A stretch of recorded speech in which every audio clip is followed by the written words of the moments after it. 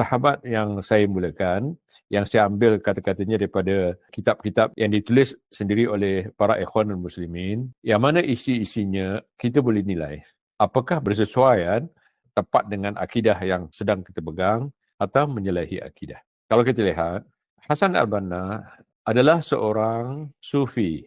Dia baiat atas tarekat kesufian. Dan saya rasa tidak salah dengan pembuktian-pembuktian yang ada, saya katakan bahawa Hasan al-Banna ini melampau.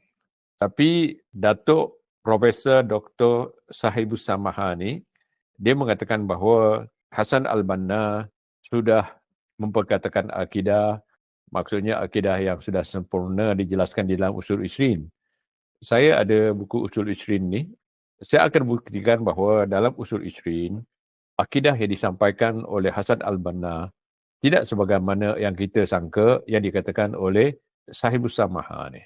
Ini lagi juga Usul Isrin dan Risalah Al-Imam Ash-Shahid Hasan al-Banna. Kalau kita baca 3 buku ni, kita dapat jawapan apakah benar dikatakan oleh Sahibus Samaha ini bahawa akidah Usul Isrin adalah akidah yang sudah membereskan akidah Islamiah yang sahihah. Saya akan buktikan bahawa Hasan al-Banna di dalam buku Usul Isrin ada unsur-unsur kesyirikan.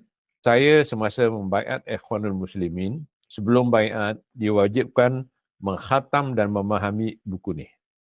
Ini pemberian mereka yang saya simpan sampai sekarang. Dalam buku yang banyak ditulis oleh Ikhwanul Muslimin, yang diambil sendiri daripada buku-buku yang ditulis oleh Hasan al-Banna, antaranya berkata Hasan al-Banna, dakwah Ikhwanul Muslimin, dakwah salafiyah, wa tariqah sunniyah, wa haqiqah as-sufiyah. Kata Hasan al-Banna, sesungguhnya dakwah Ikhwanul Muslimin, dakwah salafiyah, ikut jalan sunnah, tapi pada hakikatnya adalah sufiyah.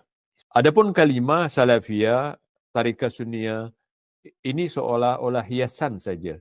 Tapi sebenarnya dia adalah membawa, mengajak, berdakwah kepada hakikat sufiyah. Kalau kita ambil apa yang dikatakan oleh Imam Syafi'i sendiri, tidak ada sufi kecuali pasti bertawassul, berperantara, beristi'anah, beristighasah dengan mayat. Begitu juga Hasan al-Banna, bukunya saya akan tulis, dia bertawassul, beristighasah, beristi'anah. Bila bertawassul, dua ni tidak boleh dipisahkan. Jadi apa katanya?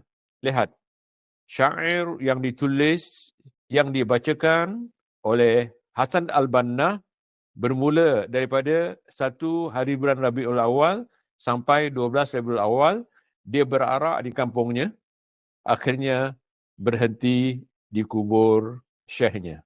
Dan dia bermalam, salat tahajud, berzikir, membaca Al-Quran di kubur syekhnya. Apakah boleh sembahyang di kuburan?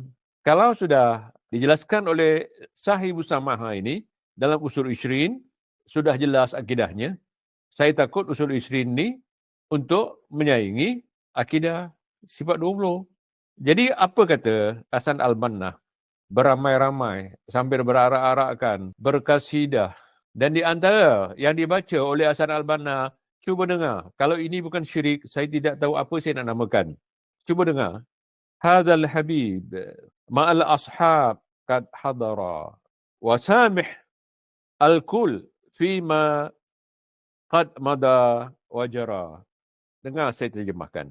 Habib dimasukkan sebagaimana dijelaskan oleh adik Hasan al-Banna, Abdul Rahman al-Banna.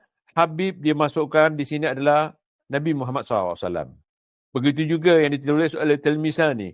Dia mengatakan Habib yang dimasukkan dalam kasidah, kalau itu kasidah yang dikasidahkan oleh Hasan al-Banna adalah Nabi Muhammad SAW. Hadzal Habib, yakni Nabi Muhammad SAW, ma'al ashab, berserta para sahabat. Qad hadara, sudah hadir.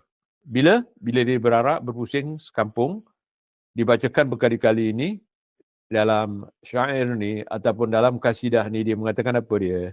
Nabi Muhammad bersama sahabat sudah hadir.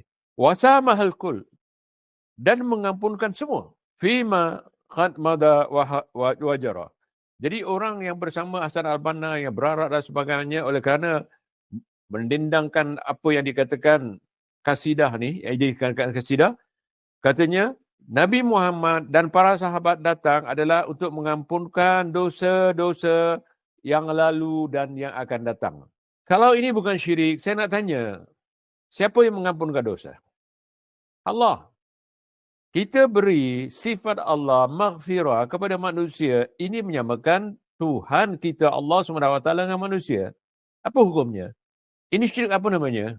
Ini syirik asma wa sifat Allah SWT. Ikhwan, dengar elok. Saya tidak mau mensyirikkan siapa pun, hatta Hasan al-Banna. Tapi kalau anda dah bacakan ni, antum faham bang. Kalau tak faham, anda minta semoga Allah beri kamu dengan ikhlas, dengan jujur kalau kamu dengar. Bukan cari keburukan saya yang saya sampaikan, Allah akan beri. Ini syirik ya ikhwan. Siapa mempelajari 3 tauhid, uluhiyah, rububiyah, semua sifat, ini jelas syiriknya. Kenapa? Sifat Allah maghfirah, pengampun. Kalau diberikan kepada Nabi Muhammad walaupun seorang Nabi dan para sahabat, ini salah. Menyalahi akidah.